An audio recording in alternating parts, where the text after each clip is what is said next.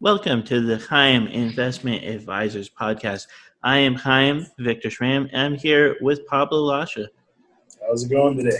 We're going to talk about some interesting topics. We're going to talk about ESG, right? So I'm excited.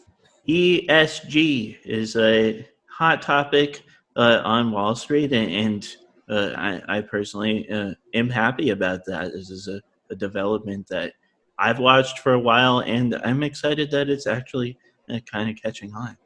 Yeah, I agree, because I think, ESG, we're going to talk about this, but one of the things it provides is additional metrics, and Yes. Always whenever you're investing, you have additional metrics you can use to make better quality investments. I think that's a good thing. So, I'm stoked about ESG, and also it provides what might be some preferences for people's investing. So, let's dive into it. Let's get into it. So, what is ESG? This is first, before we actually define ESG, just a small note on socially responsible investing in general, because there's so much confusion around, is ESG socially responsible investing? Right. So that's a good question. So my understanding, right, is the social responsible investing was sort of another, I guess, metric, if you can call it that. It's sort of another label for types of investments. But the ESG is something a little bit more granular and refined, and really is actual metrics. And I think that's one of the attractive qualities about it. So. Yeah, because over time, socially responsible has come to more and more be an umbrella term. It's come to more and more just mean applying some kind of approach to filtering your portfolio for certain investor preferences around social responsibility. But there isn't a universal accepted definition of socially responsible investing. And ESG is not identical with socially responsible investing. It is a latecomer relatively in the world of SRI, or socially responsible investing. That's more recent and is kind of a spin on what is now kind of an umbrella term, I would almost call it. Yeah, and I think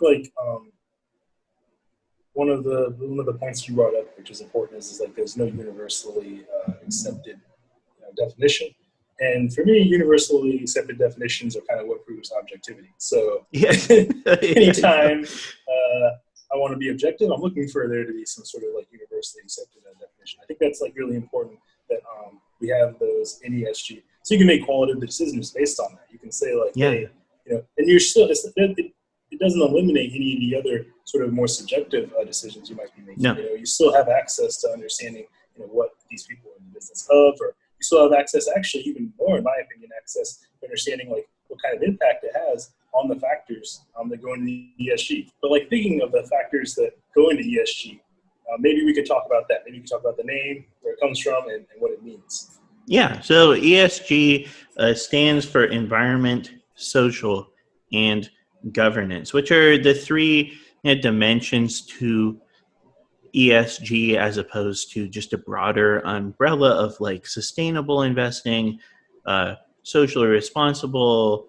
Some of those impact investing, some of those are pretty open-ended in terms of what can move the needle of its goodness or badness. There's a lot that it can be difficult to weight each kind of dimension and decide what really counts here.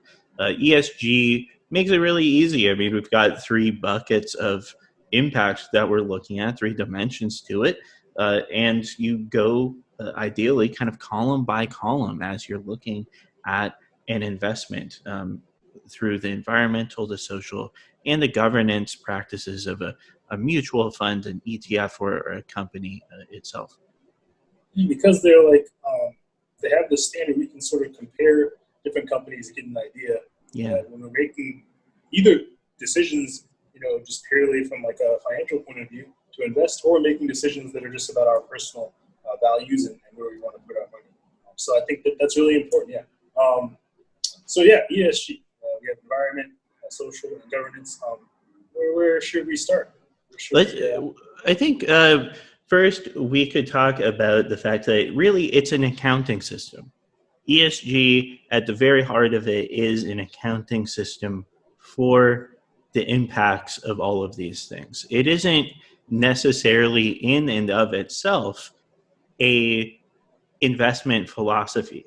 It is a way of reporting on what companies are doing, and then it's up to different investors to take that information, and also mutual funds and professional investors, ETFs included.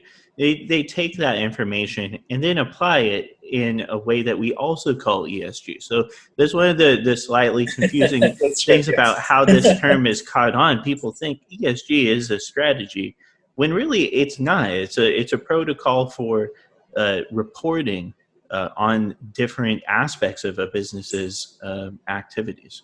Yeah, it allows you, I think, to even get better results in terms of all those goals that you might have if you were looking at SRI or some other socially responsible or something just morally driven or ethical driven investing. And one of the reasons is because it's an accounting system. It's transparent. Yes. So it's not like you come to me and you say hey Pablo, do you have any ethical water companies? And I go, I got this one water company. I give it an A. You're like, okay, well, what's an A? How did you arrive at that, right? Exactly. Yeah. It's a lot of faith here that you have to have in somebody for that to work. So yeah, I think that's 100% correct. So do you want to talk about some of the factors that go into it, or do you want to talk about your introduction to how? I also just want to hit on one more point about the accounting aspect of it.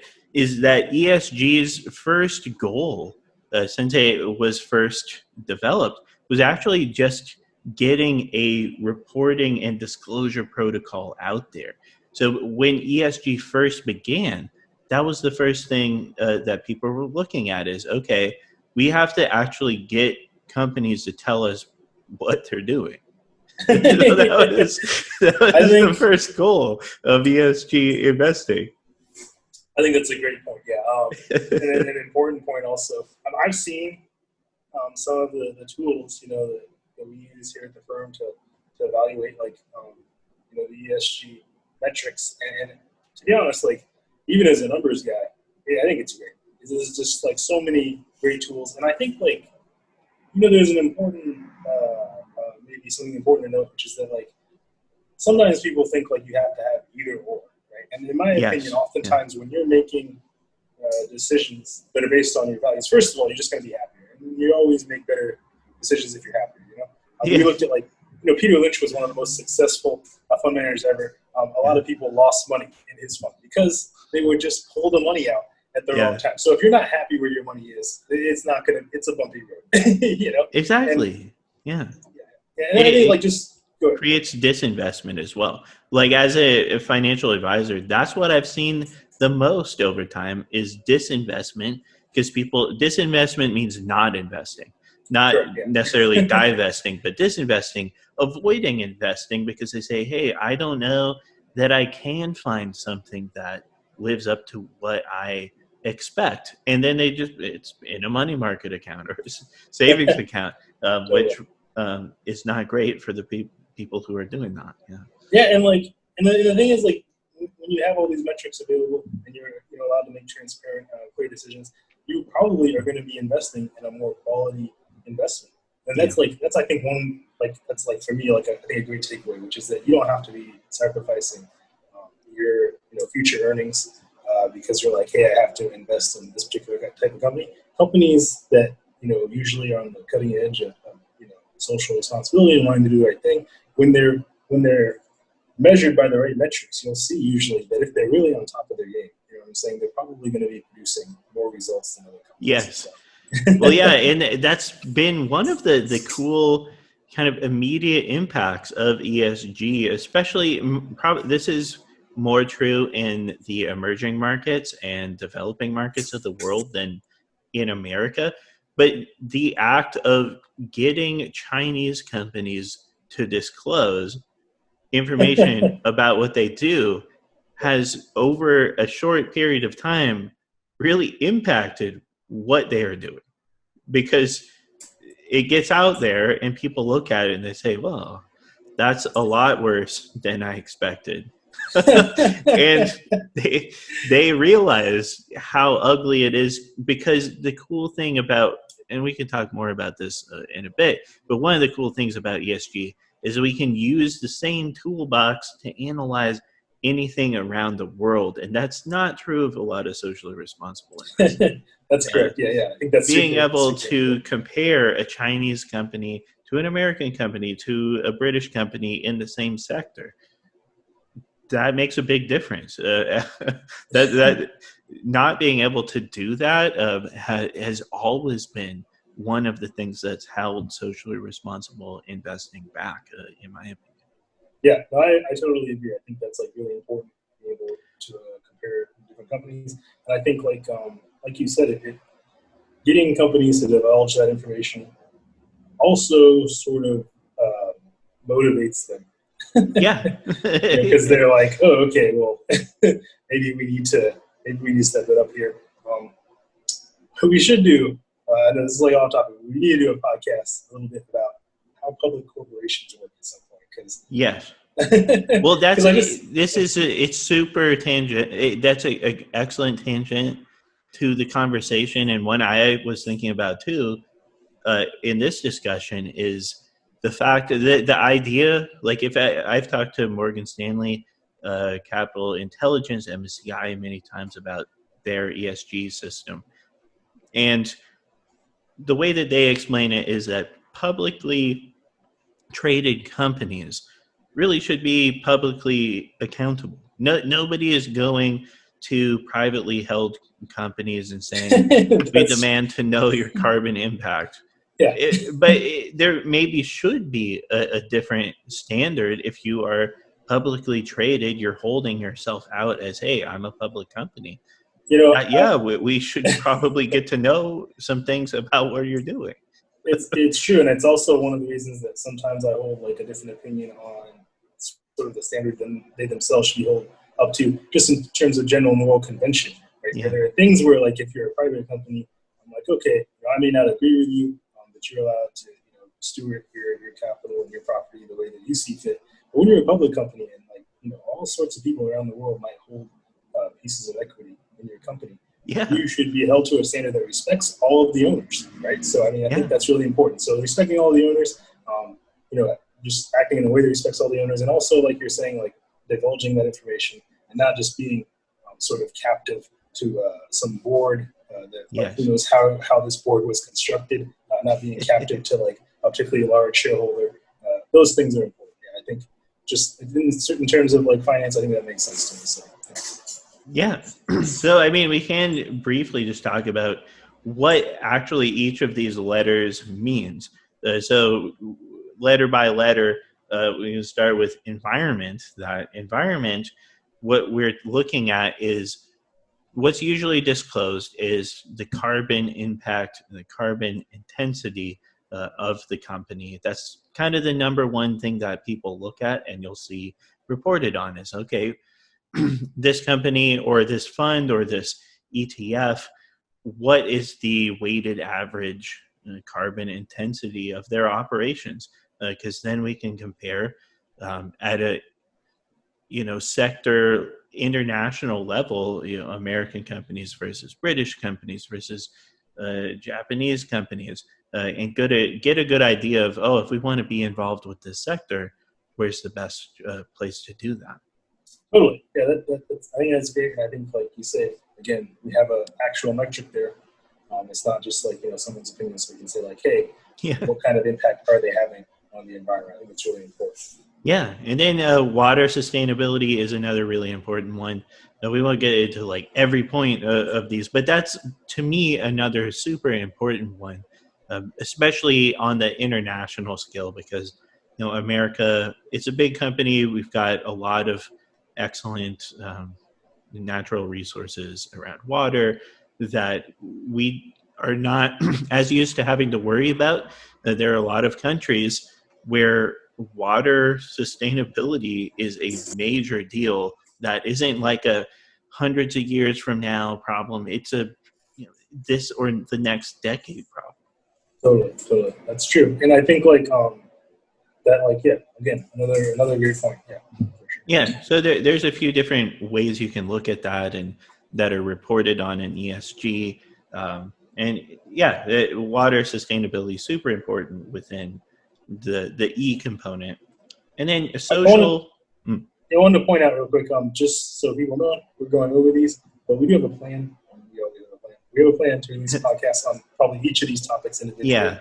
But we just want to give people a sort of brief overview, and also, maybe one particular component didn't interest you as much, so you can listen to that component that tracks you. Yeah, because honestly, that's kind of one of the cool things about ESG is that some of these dimensions are way more interesting to some people than other people. To me, the G component matters a lot. That's a huge part of it, and it's one of the things that really sold me on ESG when I first learned about it a few years ago. Was, hey, we can actually look at the corporate governance of the company and compare it as an aspect of socially responsible. That really matters, not just from a social impact perspective, but also as a shareholder who understands I'm a public shareholder and an investment advisor that is responsible for the rights of a lot of shareholders. I want to know and understand what are shareholder rights of the companies. What do they look like at each company? Because there's a huge variance, even in America, on standards on that. When we talk about that episode, will be really cool to talk about. Just like a lot of people don't know that voting rights look very different for shareholders, company by company.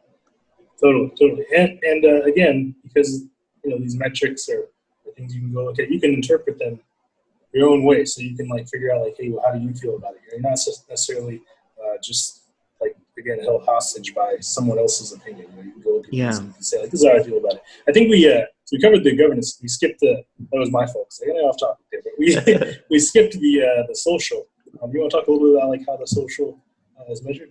Yeah, so social is one of the columns where you'll find a mix of things, including some of the traditional socially responsible investing, things that people cared about. That includes things like nuclear energy. What's the revenue exposure to that? Is there revenue exposure to renewable energy? Weapons companies, another major one. Gambling, a major one. And then some really interesting ones for people who come at socially responsible from different religious or ethical, philosophical traditions. You have Sharia finance as an aspect of in the S column of ESG, which is really cool as an advisor to understand. That's useful for all kinds of different people. Actually, not just traditional Muslims find that interesting, but when you are working with a traditionally Muslim person, being able to understand what level of compliance your investment has with what they're hoping for and is kind of required of them is really important. I agree. Yeah, I think it's really important that we're able to give clients avenues and tools to invest in their future that are in accordance with their values. I think, like we said at the beginning, when we don't believe in what you're doing, you're not going to invest. You're going to be hesitant. You're going to make snap choices. You know what I'm saying? You're not going to be comfortable.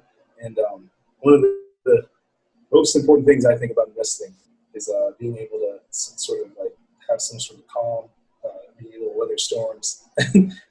Most people will lose money because they try. I remember I read this book and it was it was called The Power of Habit.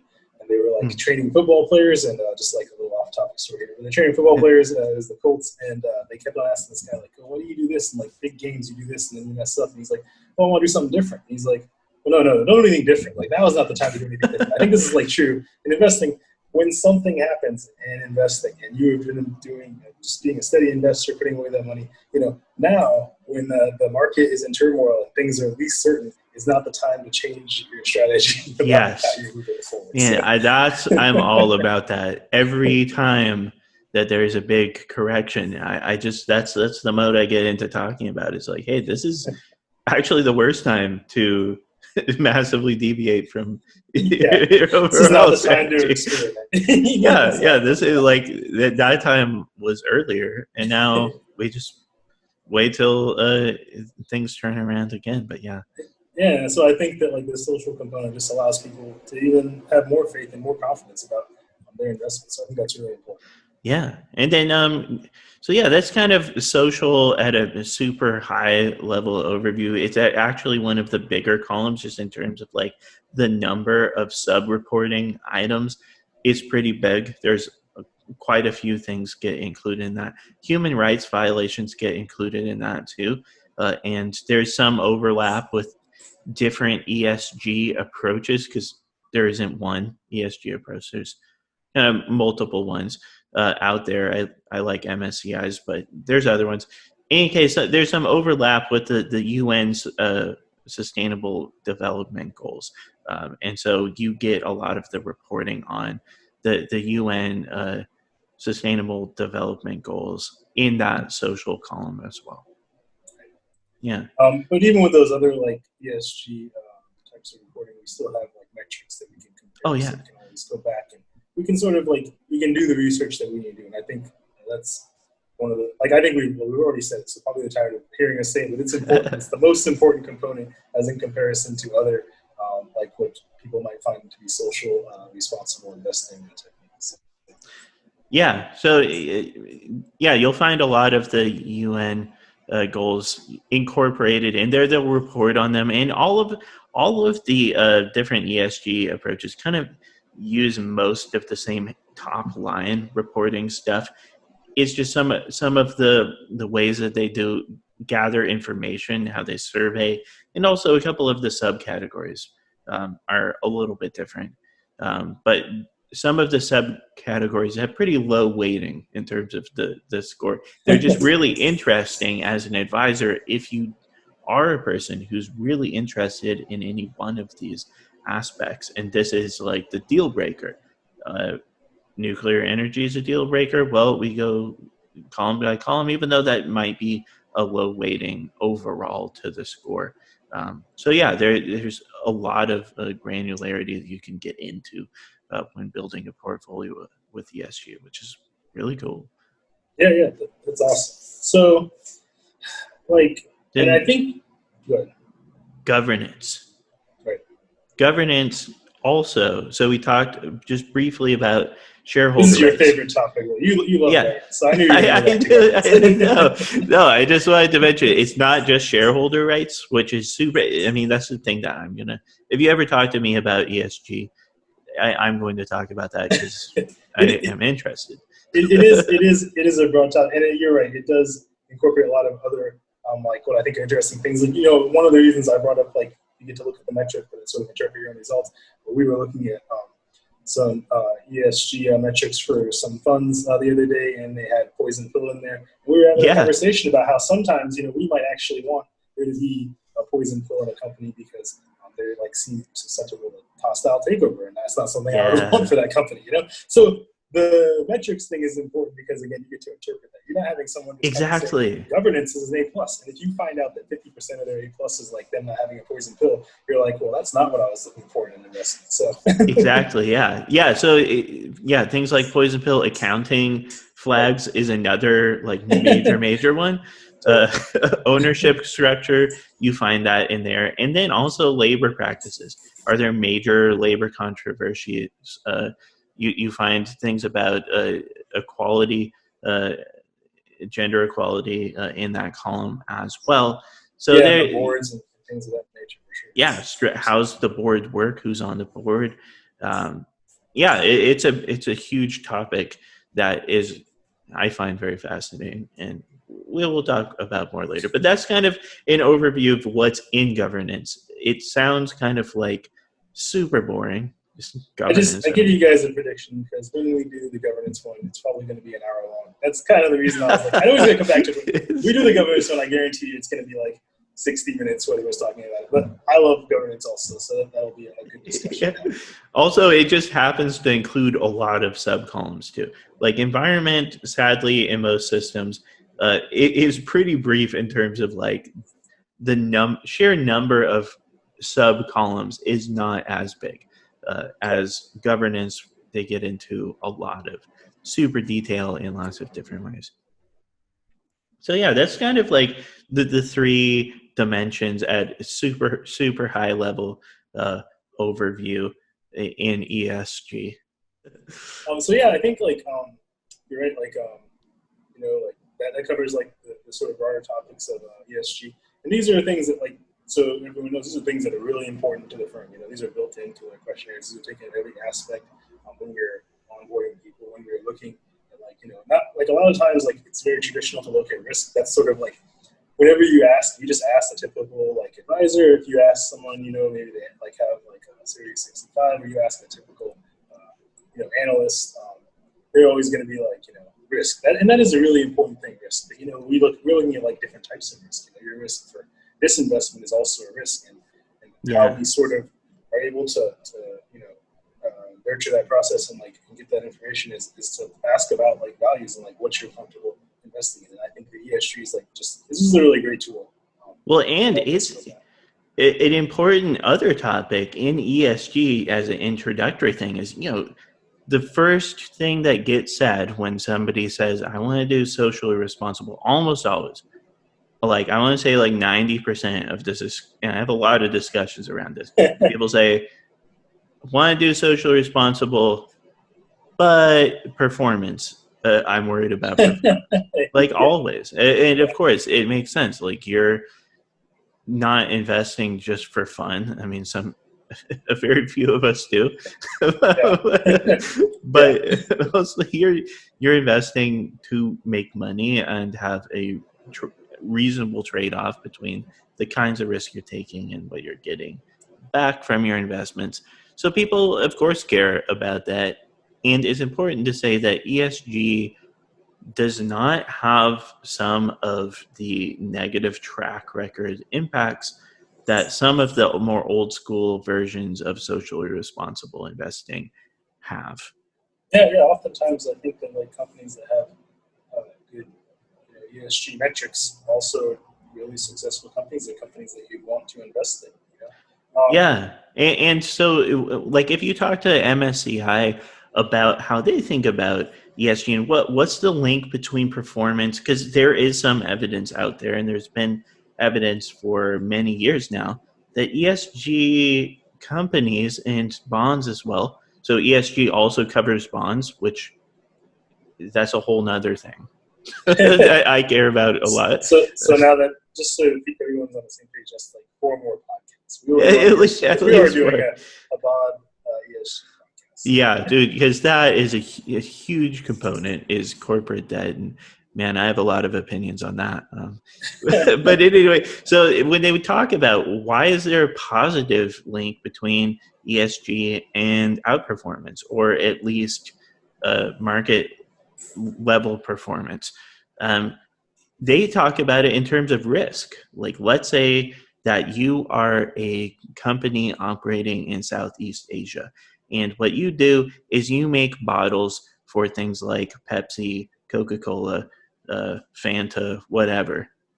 And your practices suck in terms of what you do with waste. Like you are a major polluter. The beaches in Thailand are all messed up, mostly because of you. That's a huge operational risk in reality, because we have this opinion that people around the world are just kind of not necessarily as knowledgeable about us, about environmental impact, and that's not really the case anymore.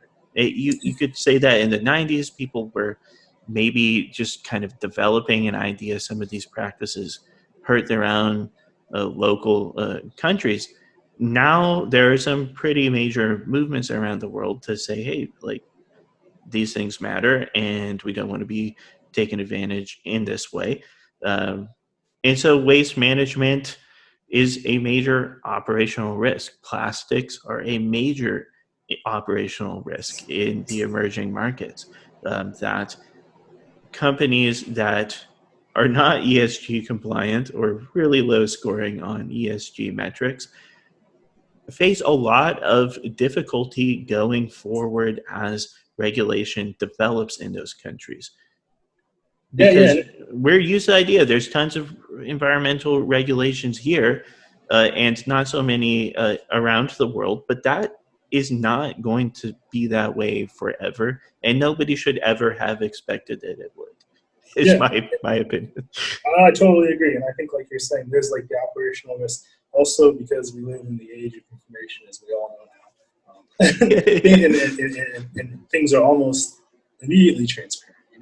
It's very hard to carry. I feel bad about people trying to carry out conspiracies these days because it's almost impossible to carry out any sort of conspiracy. You're not getting far, right? The internet is like immediate. So the other risk, is just optical risk. You could be doing something that isn't necessarily even wrong, but if it doesn't resonate with your market, your consumers, or with the people in the community that you're operating in, you know what I'm saying? You're also going to be risking, shareholder equity. So there again, I think that's like a great point. Headline risk.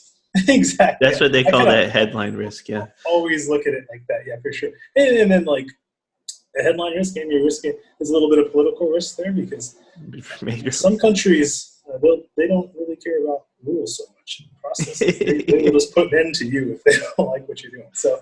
Well, yeah, that's absolutely true. Like, not every country approaches these topics the same, and they won't going forward. That's an important part of ESG as a movement is recognizing that standards are not static, but the status quo that was around in the late 1990s is not the eternal standard of international corporate finance and business operations. Yeah. And I think like you had this point that you brought to me, which I thought was kind of interesting, which is even though you want to be comfortable with what you're investing in, if you see something you're like, hey, how do I support this company? Patroning the company is always the best way to support the company. So I think sometimes people think that, like, we talked about this, how there's been a link between, we will probably do a podcast on corporations, but the link of between like, a shareholder and how that works. When you are a shareholder, you are just a business owner. And so the relationship is in terms of, the amount of votes you have, the amount of control you have, and then the amount of income that you get. So you get to dictate some things, whether there's a board that's supposedly there to represent you and hopefully there to represent you. That's another thing when we get into corporate governance, we can find out if that board is actually there to represent you or if they're, they're not. There's someone else's board. Whom do they represent? Absolutely. Exactly. So it's like a shareholder. That's what you are. You're a business owner. There's like someone there to represent you. You get to vote, and hopefully you get income from that business. But if you're really like, hey, this is ultimately true, and I do this. When I like a company, I purchase their products because I like that company. I want this to be successful. There's no better way than that to support a company that you like. So. Well, yeah, and also, there's so much attention that goes into talking about the stock market and companies and corporate finance, and bonds. Related to that idea, the impact of you buying a stock, actually, in my opinion, is less than corporate bonds and other varieties of bonds, government bonds, municipal bonds, agency bonds, because that is them coming to the market asking for money to operate their business. Right. And in terms of like, when there's a line of like who the company is, it starts with the employee and it ends with you as a shareholder. And people who hold bonds are before you. So, absolutely. The bondholders make a huge impact on what corporate governance looks like in the long run of things. They shape opinions sometimes more than the uh, stockholders of companies, because they are the ones who are actually giving them operational capital at the end of the day, and they have the strongest standing in terms of like where they are in line in event of default. That matters.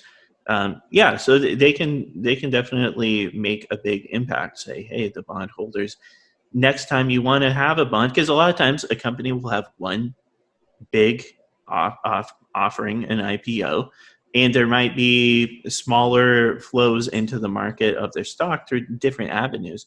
But most of this, capital coming from equity comes in at one time, and that's just how it is. Yeah. Bond market, that's not true. They're issuing bonds oftentimes every year for most of the companies in the S&P 500, or every 4 years. They are coming asking for more money for operations. So yeah, corporate bonds really matter in terms of impacting companies, bad actors' ability to access capital, and rewarding good actors and saying you deserve a premium to your price because you are what we want capital markets to look like. So and like we've seen like Tesla skyrocket, but when they were talking about problems, they were talking about problems because the bondholders were not getting their money. So that tells you kind of the power that like bondholders hold over the company. Like even though everyone loved Tesla, when they were like sort of shaky about where they were going, it was because bondholders said, no, hold up, you haven't paid us yet. You're about to, the date is coming up to pay us. We expect to see that money. And then, honestly, like a company really they can only do like one or two things in terms of like when the stock price is up or down. That's like buy their stock or sell their stock. And if they're, I think, as a general rule, if they think that their stock is being sold for less than their worth, right, then they should buy it. And maybe if they think it's being sold for more than it's worth, then they should sell it. It's a good way to also raise capital. People might have questions, but I wouldn't. but I think that, like in general, that's really what it comes down to. So the reason that we see all of this, oftentimes the media, is because people just use it as an indicator as to the health of the company. Yeah. And there are cases for sure where companies can have market manipulation. Things can happen that are shady, or a company can be taken down. This has happened for sure in the past. At some point. Exactly. Yeah. But it's not the general case. Generally, the market is usually converging on a price that equals the value. And it seems weird to say that it's always almost constantly in that convergence, but it sort of is. If you look at over the long term, average, absolutely, okay, this makes sense in terms of what this company should be worth, and it makes sense that it would, because if it wasn't, people who are good at investing would take advantage of the opportunity, which is what I would expect. So ESG also matters in the bond space. It matters in how you're giving companies money. That's a whole topic that we definitely need to talk way more about, because it is really important and there's a lot to say about it. Totally. I agree. But so this is just an overview of ESG, though, and an introduction to some of the ways we think about how it's interacting with portfolios, we're using it in pretty much every portfolio. I take a look at what are the ESG impacts at this point. Yeah, it's a core, I think, component and a core part of the firm brand. Having this sort of ESG goes along with the other sort of the values that we think are important. So yeah, I agree. So I think it's a great overview. I want to do some more podcasts on this topic. You guys should definitely let us know if you enjoyed it, right? So yeah, and also just ESG questions. We get them all the time, and get to investigate what people are really think about all the time. And the cool thing is, as being pretty active in ESG kind of from early on, we have access to a lot of these asset managers and talk to them pretty often. Pass along questions, and sometimes I can actually get them answered directly from asset managers or index providers, which is rad.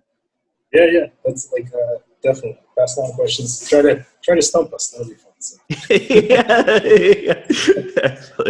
Well, yeah. So this has been ESG Introduction. I'm Chaim Victor Schramm. Yeah, and I'm Pablo Lasha. And thank you for. Go ahead. I almost took your line. No, my line will be Happy Hanukkah. It starts tomorrow. To anybody celebrating, certainly will be. And yeah. I can't take that line. So thank you for listening. Thank you for listening. Happy holidays. Happy holidays.